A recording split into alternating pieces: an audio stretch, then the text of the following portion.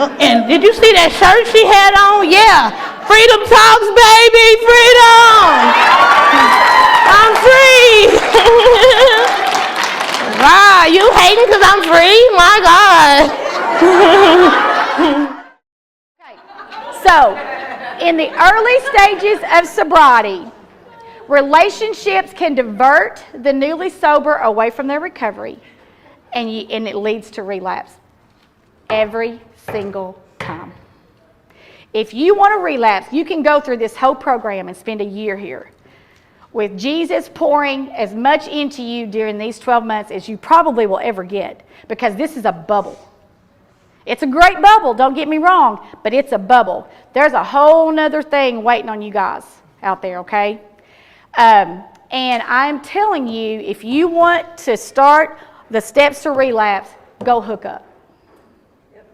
And then your call's going to be, Suzanne, I'm in trouble. I mean, that's what this all is about, is dealing what is on the inside of us. And y'all, it's ugly sometimes, but God wants me to bring him my ugly. He loves my ugly. And I'm so thankful for that. You know, he loves me and meets me right where I'm at. And he loves me through it. He don't leave it ugly.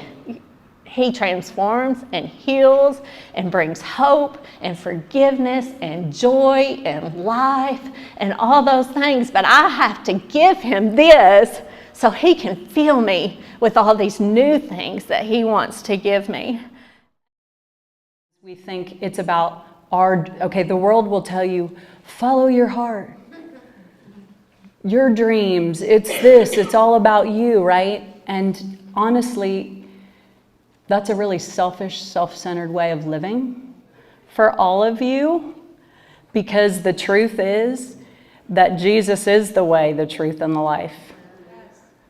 And his ways bring blessing. They bring victory to you. They bring peace that surpasses all understanding. It's a true hope, a hope that isn't rooted in anything in this world. And so it can't be taken away from you. In life, nothing's rosy all the time. I don't care what kind of life you have. Whatever you do, just make sure it's something worthy, because you're worthy. I don't care what you've done or what you haven't done or what you should have done or whatever. You're worthy, and y'all need to step up to that, okay? Don't beat yourself up for where you've been, and take it as a lesson. We have things that we deal with for sure, but God has walked with us through every season, the single season, the rehab season, the trying to date season, that was weird, and then the getting married season, the postpartum season. I'm telling y'all, there's been a lot of things that we've had to go through, and God the whole time tries to teach me how to walk with him and teach me how to dance with him and teach me how to love him. And I'm not perfect, and you won't be either, but you can be better, and you can have Jesus with you the whole time, and he's your best friend, and he will not let you fall if you hold tight to him. Honesty takes courage, right? We need to find the courage in our heart to be able to look at sin honestly, see it for what it is, and then we need to prepare ourselves to make war against it. You can't go back and change the beginning, but you can start where you are and change the ending. And I personally think that'd probably be a better story anyway. Right?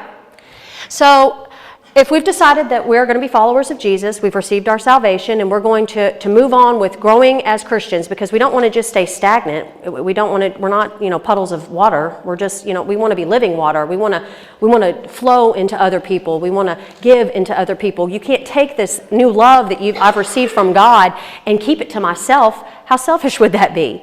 So I want to learn how to tell others about it, right? So We can. even though I can't.